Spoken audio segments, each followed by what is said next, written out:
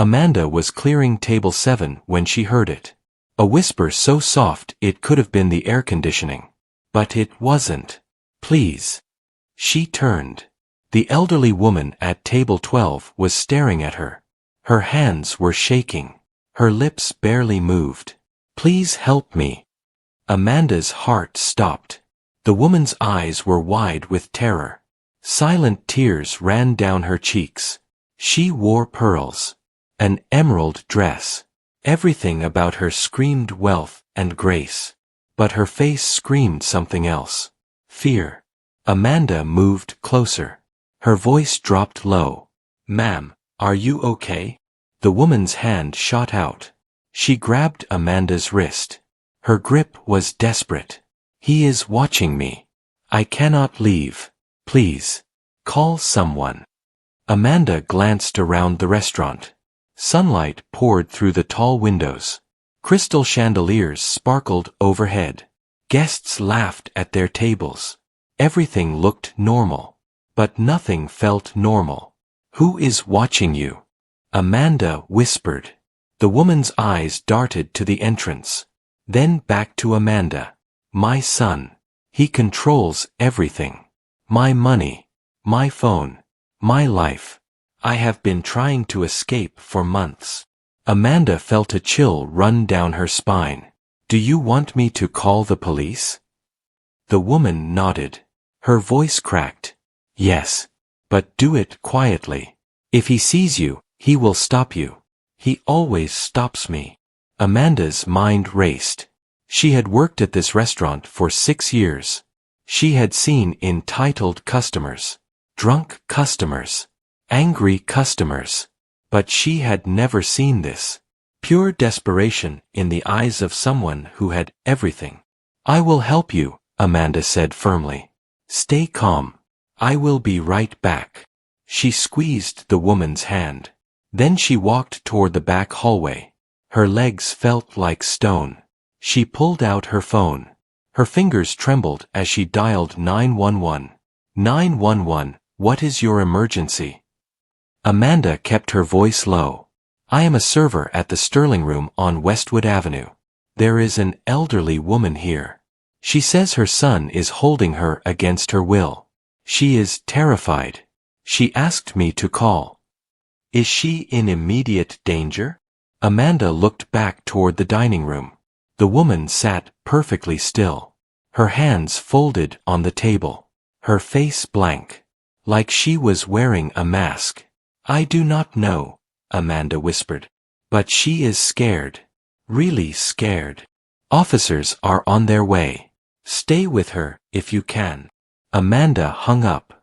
She took a deep breath. Then she walked back into the dining room. The woman's eyes met hers. Amanda gave a small nod. The woman's shoulders sagged.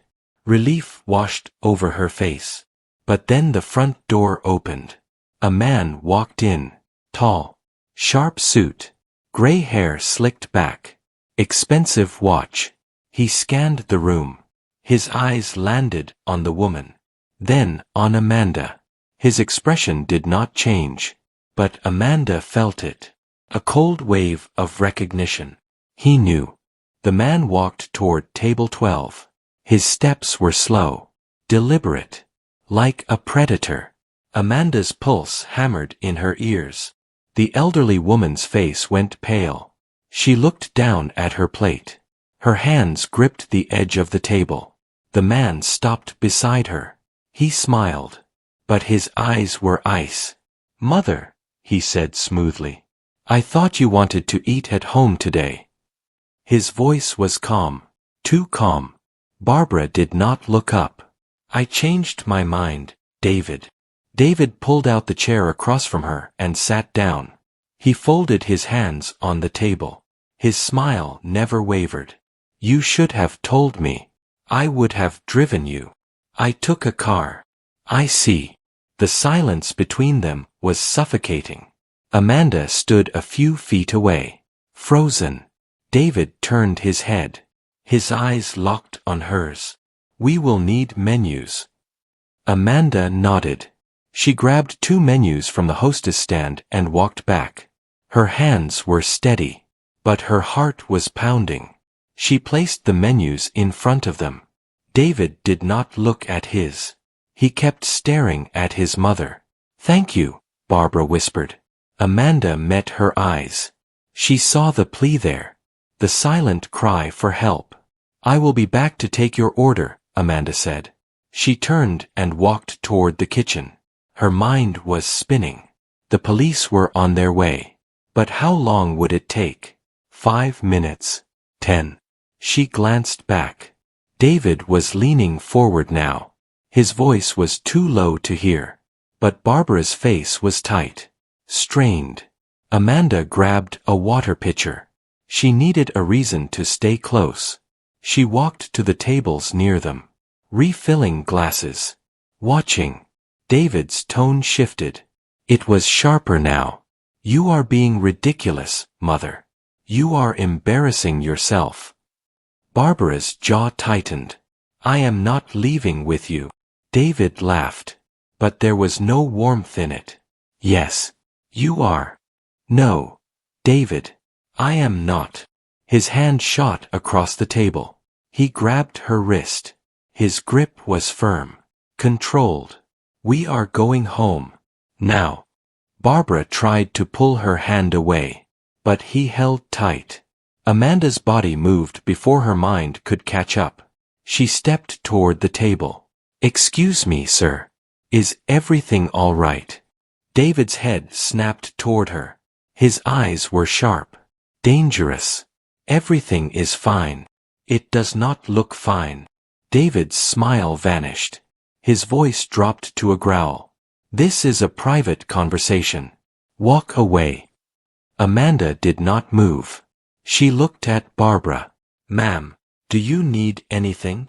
Barbara's eyes filled with tears. Her voice was barely audible. "I need him to let go of me." David released her wrist, but his eyes stayed locked on Amanda. "You have no idea who you are dealing with." Amanda's voice was steady, calm. "I know exactly who I am dealing with. A man who is hurting his mother." The restaurant had gone quiet. Other diners were watching now. Whispers spread through the room. David stood up. He was tall, imposing. He stepped closer to Amanda. "You just made a very big mistake." Amanda held her ground. Her voice did not waver. "The only mistake here is yours." David's face turned red. His fists clenched at his sides. But before he could speak, the front door opened. 2 police officers walked in. The room went still. Every eye turned toward the entrance. 2 police officers walked in. One was older with gray hair. The other was a younger woman with sharp eyes. They walked toward table 12. David's anger vanished. He became calm, almost friendly. "Officers, I think there has been a misunderstanding." The older officer stopped. His hand rested near his belt. "We received a call about a woman in distress." "Is that you, ma'am?" Barbara nodded. Her voice trembled. "Yes. I called for help." David laughed softly. "My mother has been confused lately. She gets anxious in public. I was taking her home." The female officer stepped closer. "Ma'am, are you confused right now?" Barbara straightened. Her voice grew stronger. "No. I am being held against my will. My son controls everything. My finances, my phone, my doctors. He will not let me leave." David sighed. "She has early dementia. I have full power of attorney. Her doctors recommended I manage her affairs. This is medical, not legal." The older officer frowned. "Do you have documentation?" "I can have it sent within the hour." Barbara's face crumpled. Tears spilled down her cheeks. "He is lying. I do not have dementia. He made me sign those papers. He threatened to put me in a facility." David shook his head slowly. "Mother, please. You are making this harder." Amanda stepped forward. She is not confused. She asked me to call you. She was terrified. And he grabbed her wrist. Hard. I saw it. David turned to Amanda. His smile was cold. You are a waitress. You have no idea what you are talking about. The female officer raised her hand. Sir, we need to speak with your mother alone. Step outside. David's jaw tightened. I am not leaving her. Sir, this is not a request. David did not move. His eyes burned with rage. Then he smiled. Fine. But you are wasting your time. He walked toward the door. As he passed Amanda, he leaned close. You have no idea what you just started. Then he was gone. The older officer sat across from Barbara. His voice was gentle. Ma'am, can you tell us what is happening? Barbara's hands shook. My husband died 2 years ago. He left everything to me. David was furious. He wanted control. He started small. Bills. Medical appointments. Then bank accounts. Her voice broke. He told me if I did not sign the power of attorney, he would have me declared incompetent. He said no one would believe me, that I was too old. And he was right. No one did. The female officer leaned forward. Did you try to tell anyone? I tried. My lawyer. My doctor. But David got to them first. He told them I was declining. Paranoid. They all believed him. Amanda felt her chest tighten. This was not entitlement. This was control. Pure and calculated. The female officer pulled out a notepad. She wrote quickly. Ma'am, when did this start? Barbara wiped her eyes. She took a breath. 6 months after my husband died. David showed up with papers. He said it was for my protection. That I needed someone to help manage things. I trusted him. He is my son. Her voice cracked on the last word. I signed. I did not read everything. I should have. But I trusted him. The older officer leaned forward. What happened after you signed? He changed my phone number. He told everyone I needed space. That I was grieving. My friends stopped calling. My lawyer retired. David chose the new one. A man I had never met. She looked down at her hands. Then he moved into my house. He said it was temporary. But he never left. He watches me. Every call. Every conversation. If I try to leave, he finds me. Amanda felt sick. She had thought this was about money. But it was so much worse. It was prison. Wrapped in concern. The female officer's voice was steady. Why did you come here today? Barbara's eyes filled with fresh tears. Because I was desperate. David had a meeting downtown. He left me with his assistant. A young man who does not care. I told him I wanted lunch. He dropped me off. I thought I had an hour. Maybe 2. She looked at Amanda. I was going to run. But then I saw her. And I thought maybe someone would finally listen. Amanda's throat tightened. She reached out and squeezed Barbara's hand. I am listening. The older officer stood. Ma'am, we can take you somewhere safe. A shelter. Or a family member. Barbara shook her head. I have no one. David made sure of that. And a shelter will not stop him. He has lawyers. Money. Connections. He will find me. The female officer's jaw tightened. We can file a report. Document this. But without proof of abuse or fraud, our hands are tied. The power of attorney gives him legal authority. Barbara's face fell. The hope drained from her eyes. So he wins. No, Amanda said firmly. He does not win. Everyone turned to look at her. There has to be something we can do, Amanda continued. A lawyer who specializes in elder abuse. Someone who can fight this. The female officer nodded slowly. There are organizations, legal aid groups. But it takes time. Then we buy time, Amanda said. She stays somewhere he cannot find her. We get her a new lawyer. We fight back. Barbara stared at her. Disbelief and hope mixed on her face. Why would you do this? You do not even know me. Amanda's voice was quiet, strong. Because it is the right thing to do. The older officer exchanged a glance with his partner. Then he nodded. We can connect you with a social worker. Someone who handles cases like this. But ma'am, you have to be willing to fight. This will not be easy. Barbara straightened. For the first time, her voice did not shake. I am willing. The female officer smiled. Good. Let us start with getting you somewhere safe. Outside, David stood on the sidewalk.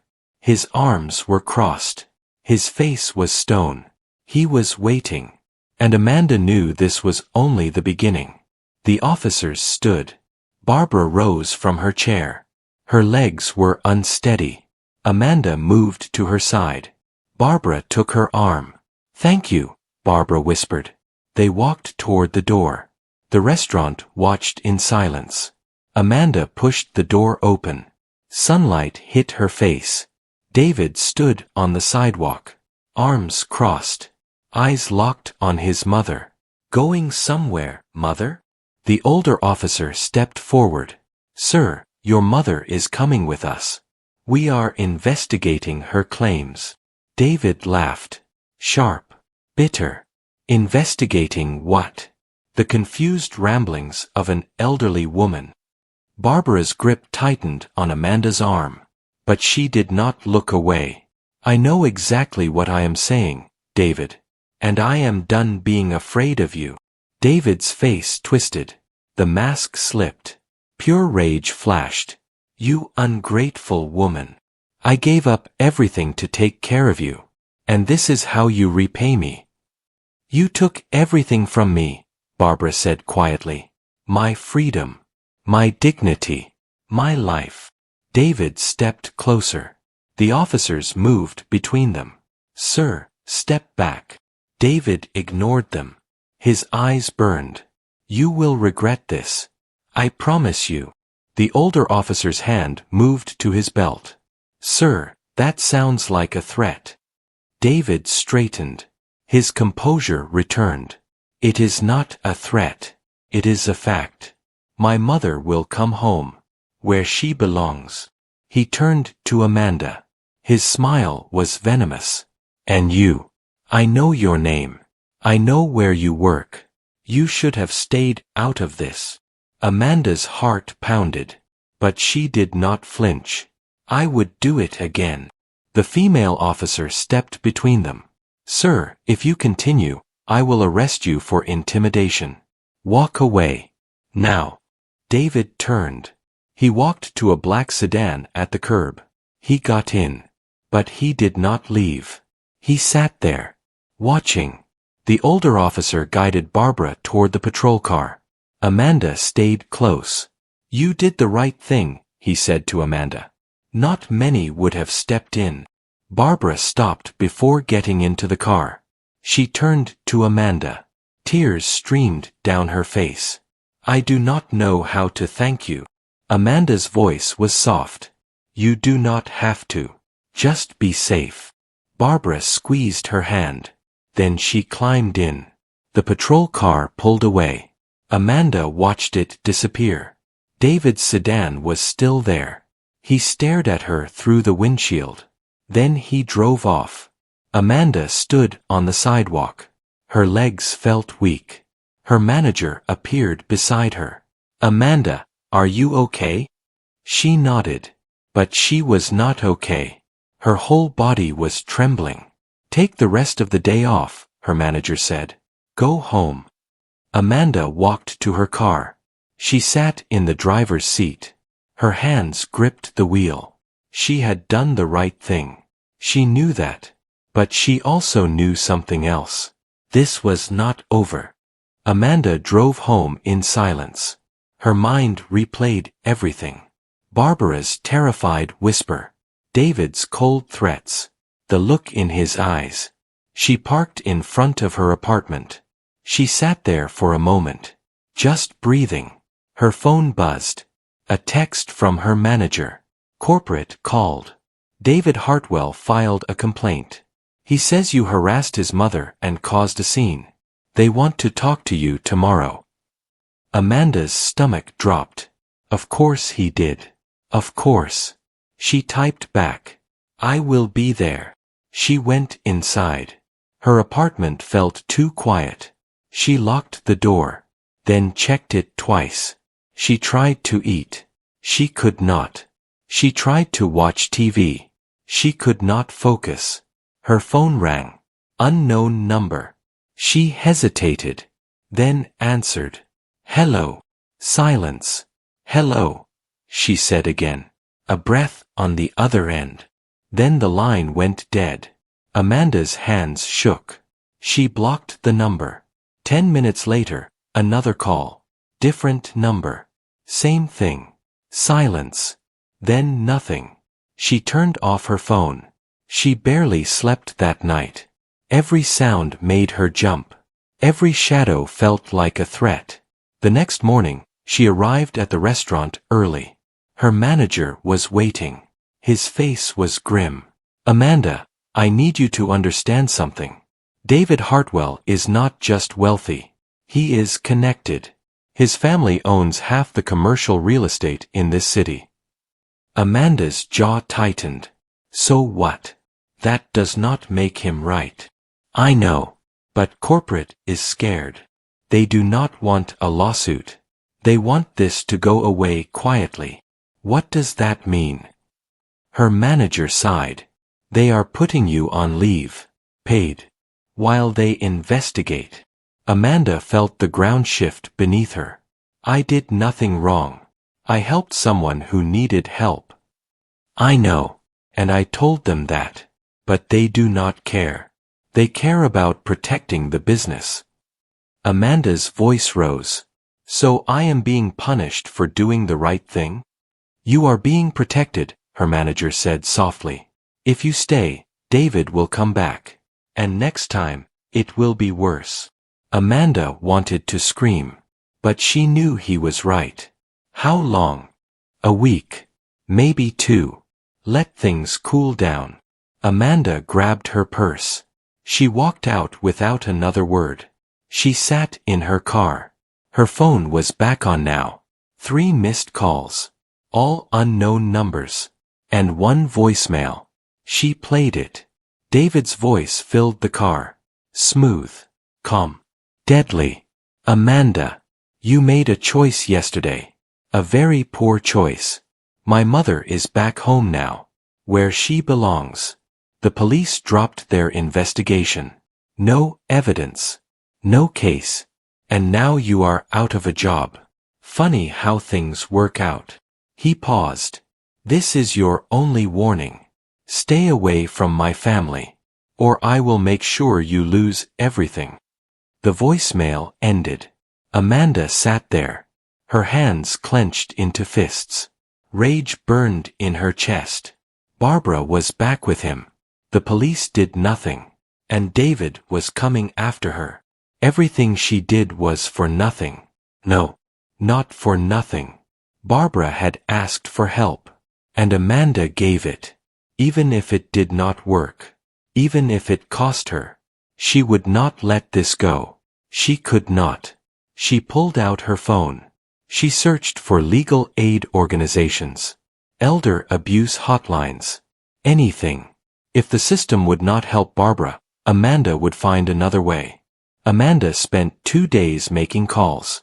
Legal aid. Elder advocacy groups. Abuse hotlines. Every conversation ended the same way. Does she have proof? Documentation? No.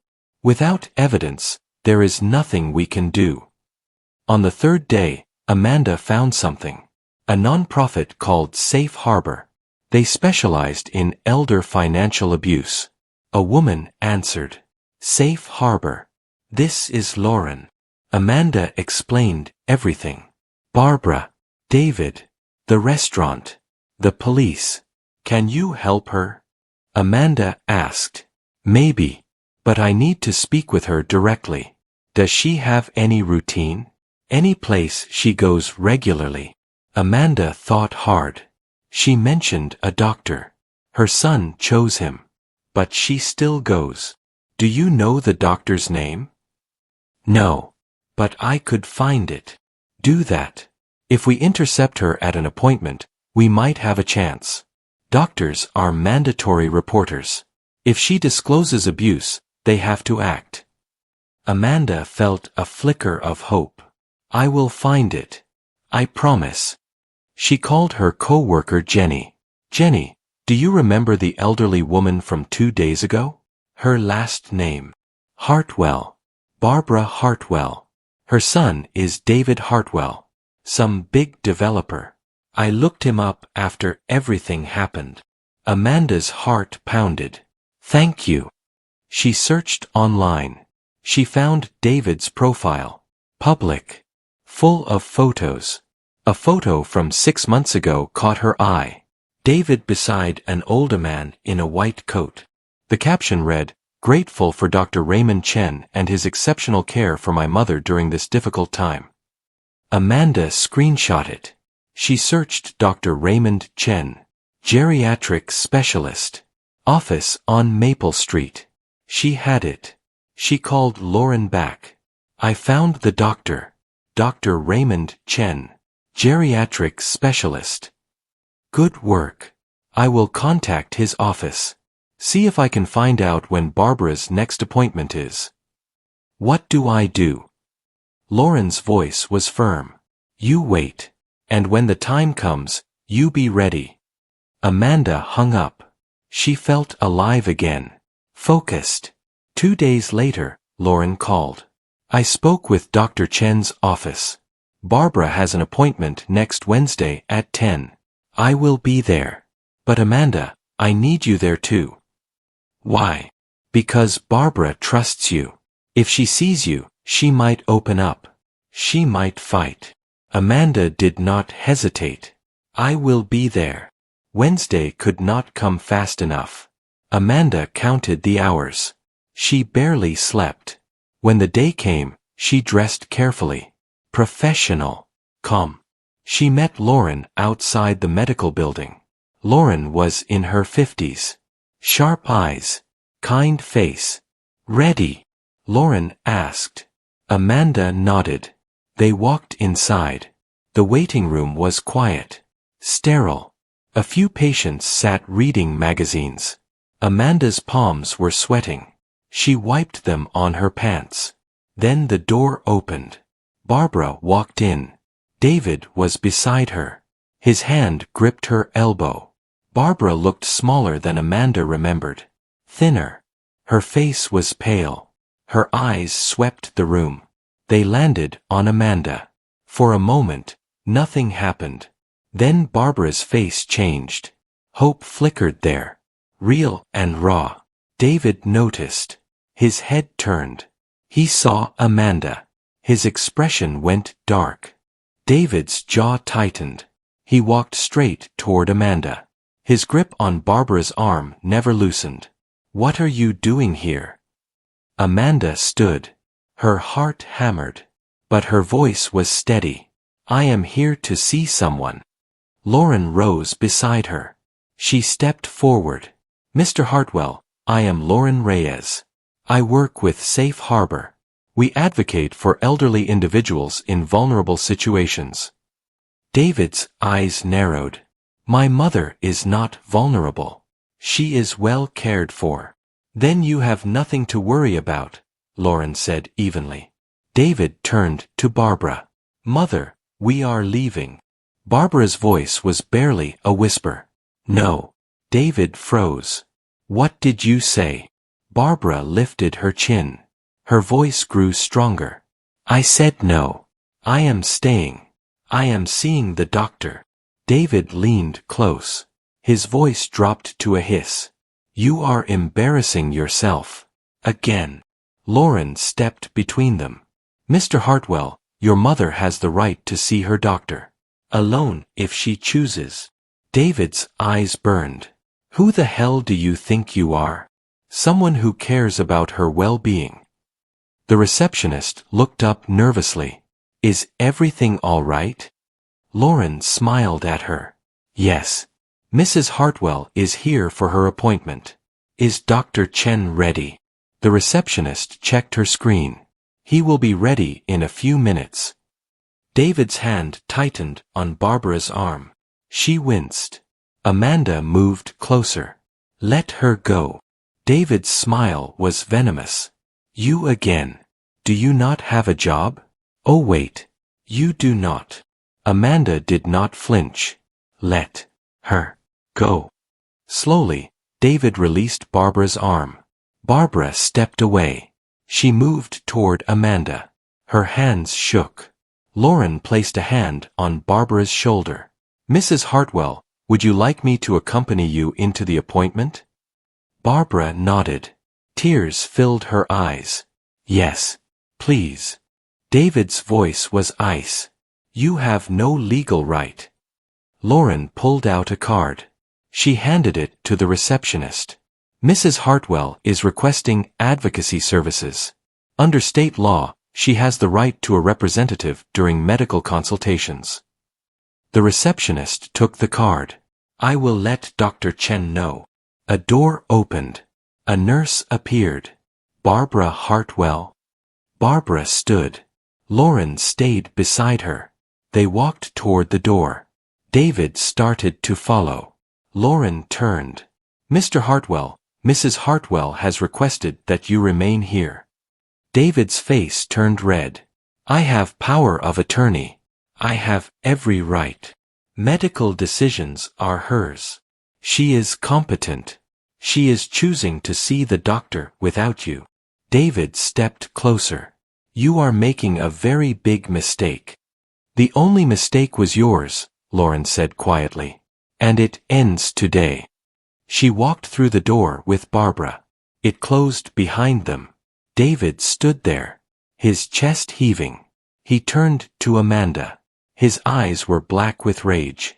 This is your fault. Amanda held his gaze. No. This is yours. David took a step toward her. The receptionist picked up the phone. Sir, I am calling security. David stopped. He straightened his jacket. His voice was deadly calm. You think you won. But you have no idea what is coming. He sat down. He pulled out his phone. Amanda sat across from him. Her hands were shaking. But she did not look away. Whatever was happening in that room, Barbara was finally getting a chance. A real chance. Inside the exam room, Barbara sat on the edge of the table. Her hands twisted in her lap. Dr. Chen entered. He was in his 60s. Calm. Gentle eyes behind wire-rimmed glasses. Barbara, how are you feeling today? Barbara looked at Lauren. Then back at the doctor. I am not fine. I have not been fine for a long time. Dr. Chen pulled up a chair. He sat close. Tell me what is happening. The words poured out. My son has taken control of my life. My money. My home. My phone. Everything. He tells everyone I have dementia. But I do not. I am trapped.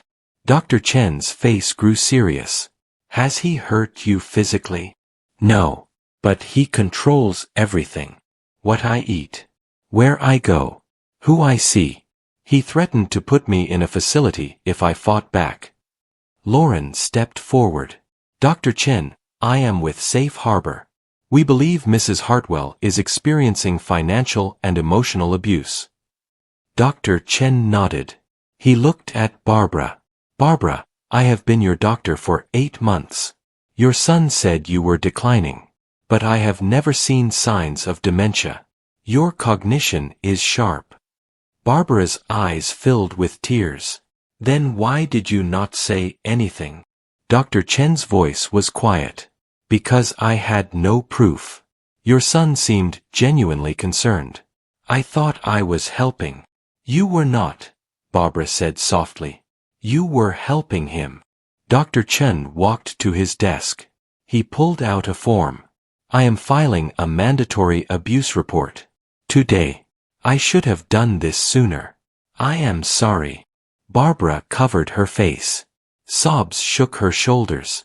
Lauren moved to her side. You are safe now. We are going to fight this.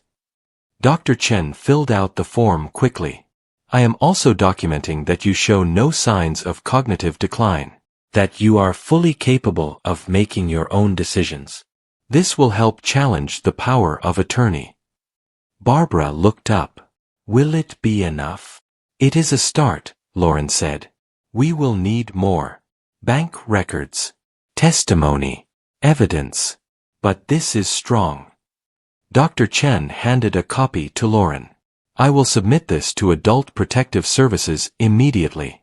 They will open an investigation. Barbara wiped her eyes. What happens now? Lauren sat beside her. Now we get you somewhere safe. Away from David. We file for an emergency protective order. And we start building your case. Barbara shook her head. He will find me.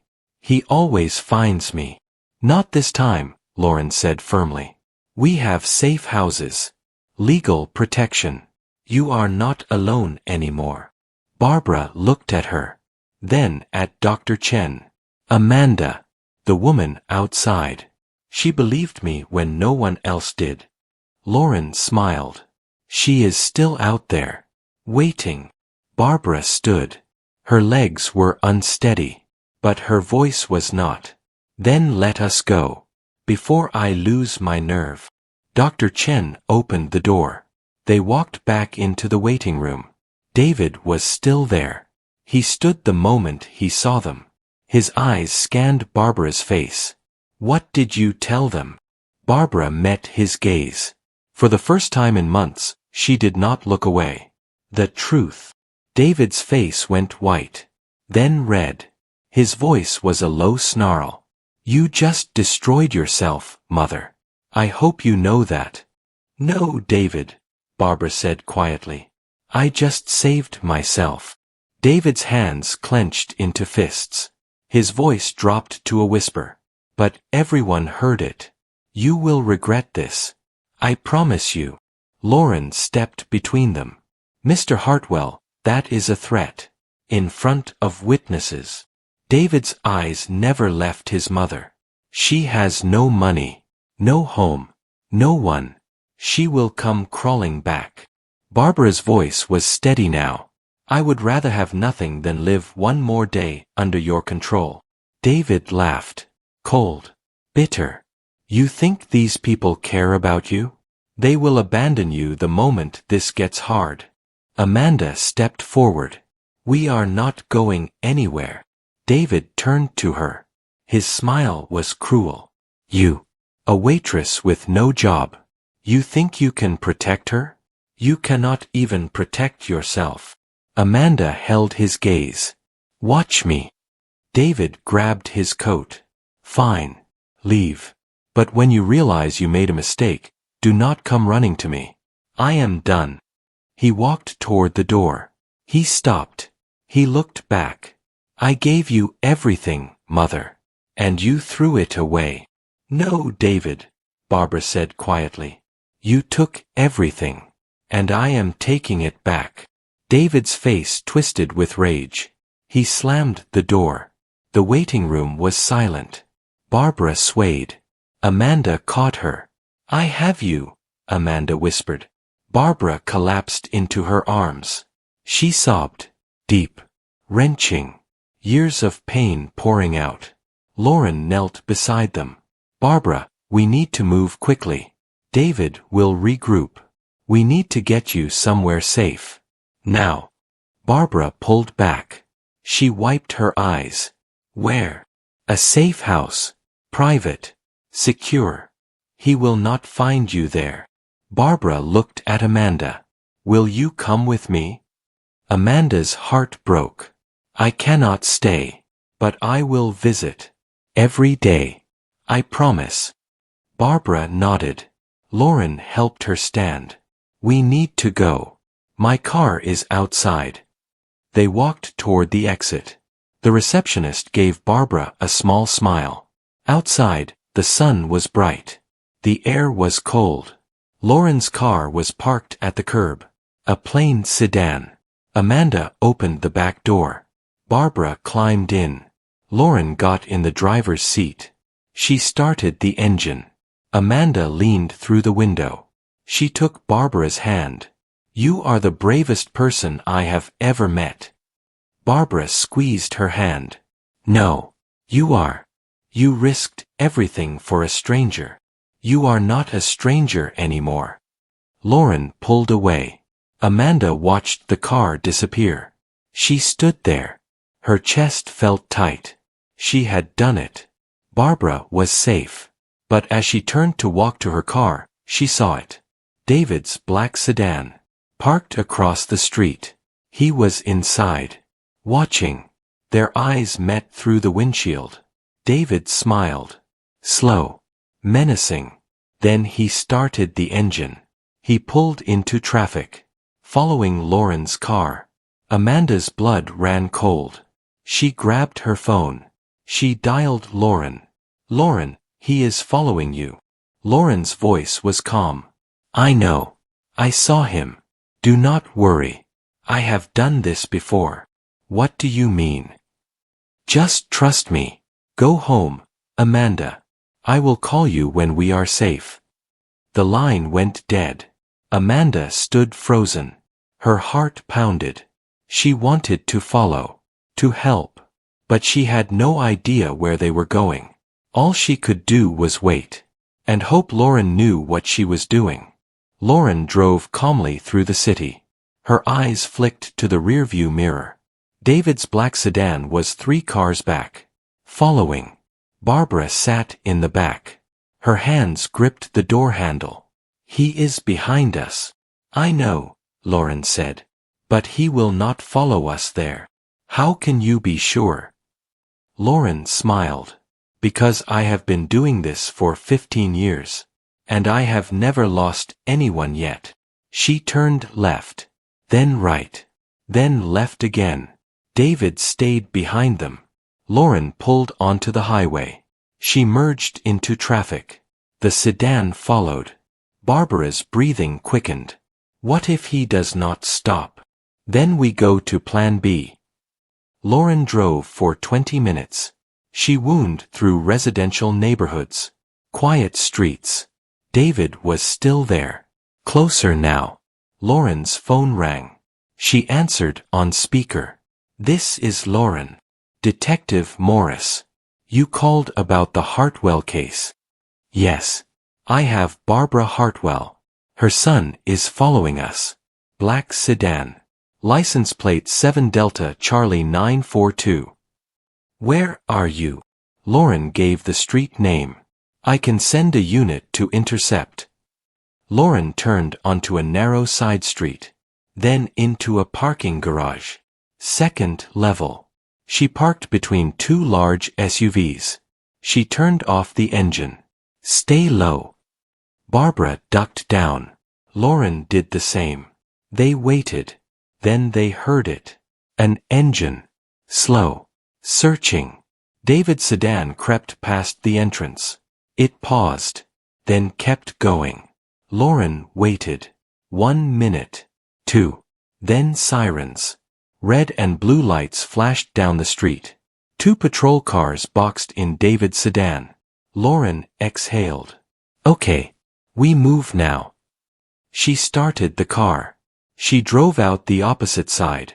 Away from the police. Away from David. Barbara sat up. Is he arrested? Probably not. They will detain him. Question him. But he has not broken any laws yet. Then this is not over. No, Lauren said quietly. But it buys us time. She drove for another 30 minutes. Winding through streets. Checking mirrors. Finally, she pulled into a quiet neighborhood. Older homes. Big yards. She stopped in front of a small house. Blue shutters. A garden in front. This is it. Barbara looked at the house. This is the safe house? Yes.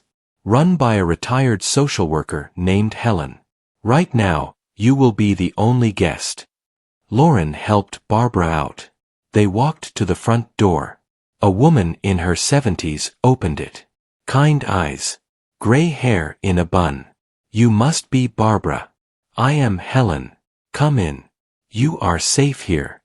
Barbara stepped inside. The house smelled like cinnamon.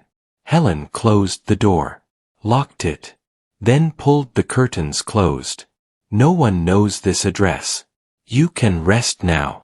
Barbara's legs gave out. She sank onto the couch. She covered her face. I cannot believe I am free. Lauren sat beside her. You are. And tomorrow, we start fighting back. Amanda drove home. Her hands were shaking. Her phone rang. Lauren. We are safe. Barbara is at the house. David was stopped by police. We lost him. Amanda exhaled. Relief flooded through her. Thank God.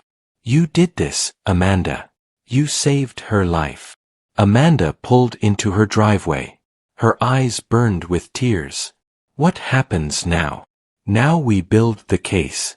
Bank records. Witness statements. Proof that David coerced her. It will take time. But we will win. What can I do? Take care of yourself. David will come after you. Be careful. The line went dead. Amanda walked into her apartment. She locked the door. Checked it twice. She collapsed onto the couch. Exhaustion hit her. Her phone buzzed. A text from an unknown number. You made a mistake. I will make sure you pay for it. Her stomach dropped. She blocked the number. Another text. Different number. You have no idea who you are dealing with. Block. Another. This is not over. Block. She turned off her phone. She sat in the dark. Her heart pounded. This was the price of doing the right thing. The next morning, Amanda woke to pounding on her door. She looked through the peephole. A man in a suit. He held a folder. She opened the door. The chain still on. Yes. Amanda Torres? Yes. You have been served. He handed her the folder. Then walked away. Amanda's hands trembled. Legal documents. A lawsuit. David was suing her. For defamation. Harassment. Interference with family matters. $200,000 in damages. Amanda's knees buckled. She sank to the floor. She could not afford a lawyer. She could not fight this. This was how he won. With money. With power. With the system. Her phone rang. She had turned it back on. Lauren. Amanda, I just heard. David filed a lawsuit. I know. I cannot fight this. I do not have the money. You do not need money.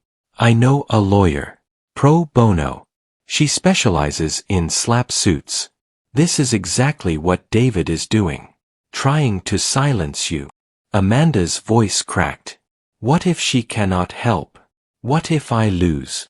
You will not lose. This lawsuit has no merit. It is intimidation. Nothing more. Amanda wanted to believe her.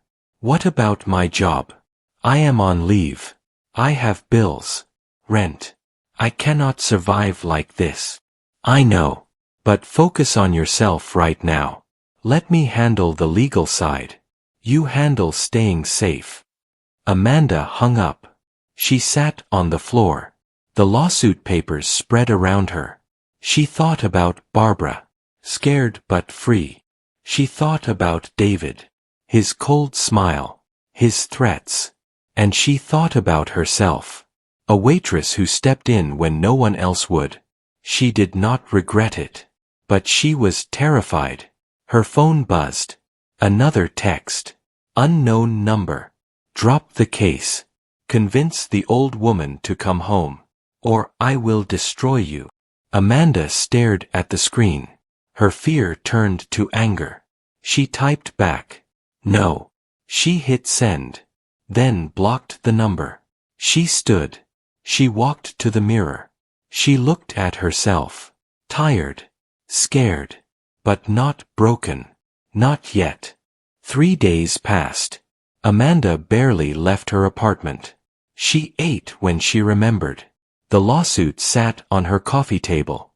A constant reminder. On the 4th day, Lauren called. "Amanda, I need you to meet someone. Catherine Price. A civil rights attorney. She wants to help." "I cannot afford an attorney. She works pro bono. Meet with her, please." Amanda agreed. They met at a cafe downtown. Catherine was in her 40s. Sharp suit. Sharper eyes. She shook Amanda's hand. "I read the lawsuit. It is garbage. Pure intimidation. We will get it dismissed." Amanda wanted to feel relief. "What if we do not?" Catherine leaned forward. "He will not win. We are going to counter-sue. For abuse of process. For harassment. When we are done, David Hartwell will regret this." Amanda's voice was small. "I just want this to be over." "It will be. But first we fight. Are you willing?" Amanda thought about Barbara. "Yes. I am willing." Catherine pulled out a folder. Documents. Photos. Bank statements. Lauren has been gathering evidence. Barbara signed releases. We have her financial records. And what we found is damning. She spread papers across the table. David transferred over $3 million from Barbara's accounts to his own. He sold 2 properties without her knowledge. He changed beneficiaries on her life insurance. He drained her investment portfolios. Amanda stared at the numbers. "This is theft." "Yes. Financial elder abuse. A felony. We have enough to file criminal charges. But we need Barbara to testify. In court. Can she do that?" "I have not seen her since the safe house." "Then we visit her. Together. Today." They drove to the safe house. Helen answered the door. "She is in the garden. She has been better." They walked through. Out the back door. Barbara sat on a bench. Reading. Sun on her face. She looked up. She saw Amanda. Her face broke into a smile. "Amanda." Amanda rushed forward. She hugged her. Barbara held her tight. "I have missed you," Barbara whispered. "I have missed you too." Catherine introduced herself. She explained the evidence. The case. The need for testimony. Barbara listened. "You want me to testify against my son?" "Yes." Barbara looked down. "I have spent months being afraid of him. Afraid of what he would do. What he would take." She paused. "But he already took everything. My money. My freedom. My dignity. The only thing he has not taken is my voice." She looked up. Her eyes were clear. "I will testify. I will tell the truth. All of it." Catherine nodded. "It will not be easy. David will fight. He will try to discredit you." "Let him try," Barbara said quietly. "I am done being his victim." Amanda felt tears sting her eyes. This was the woman she had saved. Strong. Brave. Free. Catherine stood. "Then we move forward. I will file the criminal complaint tomorrow. The counter-suit next week. And we prepare for trial." Barbara reached for Amanda's hand. "Thank you. For believing me. For fighting when I could not." Amanda squeezed her hand. "You are fighting now. That is what matters." They left the safe house. Amanda felt something she had not felt in days. Hope. The criminal charges were filed. The news spread quickly. Within hours, it was on every local channel. David Hartwell accused of elder abuse, theft, coercion. Amanda watched from her apartment. Her phone buzzed constantly. She ignored it all. Then her manager called. Amanda, corporate wants you back. They saw the news. They know you were right. When? Tomorrow. If you are ready. I am ready. The next day, she returned to the restaurant. Her co-workers hugged her. Customers stared, whispered. She put on her apron. She took orders. She smiled. But her mind was elsewhere. On Barbara. On the trial. 2 weeks later, Catherine called. We have a court date. 3 months from now. David's lawyers pushed for dismissal. The judge denied it. We are going to trial. Amanda's stomach tightened. What does that mean? It means we prepare. Barbara will testify. You will testify. And we will win. But David was not sitting quietly. His lawyers launched a media campaign. They painted Barbara as confused. They called Amanda a gold digger. They dug into her past. Her finances. Looking for anything to discredit her. Amanda tried to ignore it. But it was everywhere. Customers whispered. Some left smaller tips. Some left none. One night, a man sat at her table. Expensive suit. Cold eyes. You are Amanda Torres. Yes. He smiled. I work for David Hartwell. He wanted me to deliver a message. Amanda's heart pounded. I am not interested. The man leaned forward. Drop the case. Convince Barbara to drop it too. David will make the lawsuit disappear. You get your life back. Except Barbara. The man shrugged. Barbara is old. She will be fine. But you are young. You have a future. Do not throw it away. Amanda's hands clenched. Get out. The man stood. He dropped a card on the table. Think about it. You have until the end of the week. He walked out. Amanda tore the card in half. That night, she called Catherine. David sent someone. He tried to bribe me. Catherine's voice was sharp. Did he threaten you? The message was clear. Drop the case or suffer. Good. That is witness intimidation. We can use this.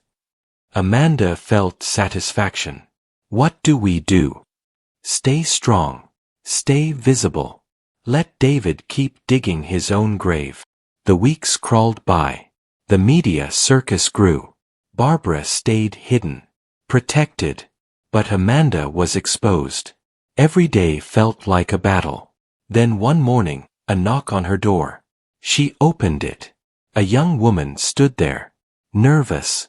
Are you Amanda Torres? Yes. The woman hesitated. My name is Emily. I worked for David Hartwell. As his assistant. For 2 years. I saw what he did to his mother. I heard the threats. The lies. I stayed quiet because I was scared. But I cannot anymore. I want to testify. Amanda stared at her. Hope surged. Does Catherine know? Not yet. I wanted to talk to you first. To make sure this was real. Amanda opened the door wider. Come in. Let me call her. Emily stepped inside. And for the first time in weeks, Amanda felt like they had a chance. A real chance. The trial lasted 3 days. The courtroom was packed. Reporters. Spectators. Barbara's friends who finally knew the truth. David sat at the defense table. Confident. But his eyes gave him away. Cold. Calculating. Catherine presented the evidence. Bank statements. Emails. Recordings. Emily testified first. I watched him manipulate her. Isolate her. He told me to screen her calls. To lie to her friends. He said it was for her own good. But it was not. David's lawyer tried to discredit her.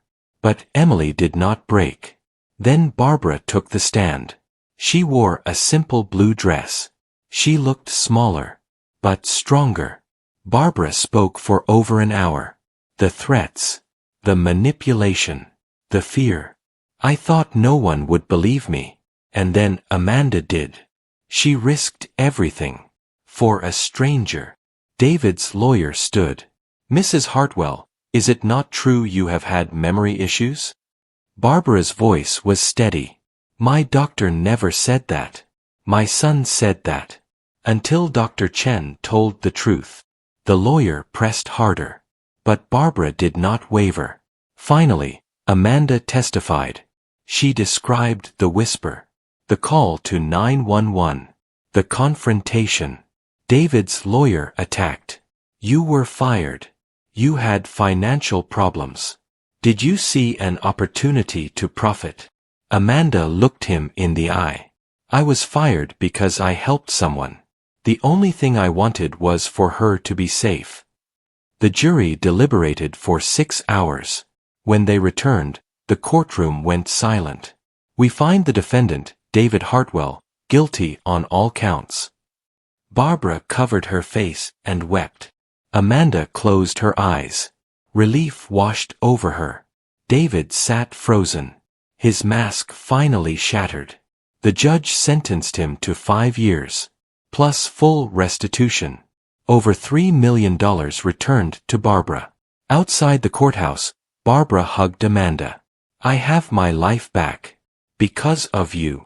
Amanda smiled through tears. No. You got your life back because you were brave enough to fight.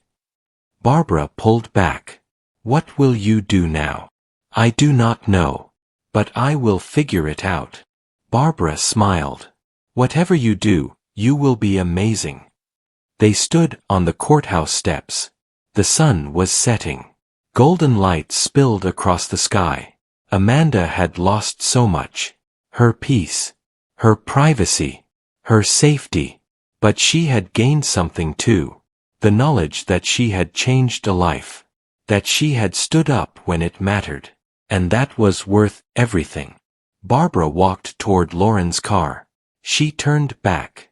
Thank you, Amanda. For seeing me. For hearing me. For believing me. Amanda waved. As the car drove away, she felt something she had not felt in months. Peace. She had done the right thing. And justice had won. If this story moved you, subscribe to the channel. Leave a like if you believe in standing up for what is right. Turn on notifications so you never miss a story. And comment below. Did Amanda do the right thing? Would you have done the same? We want to hear from you.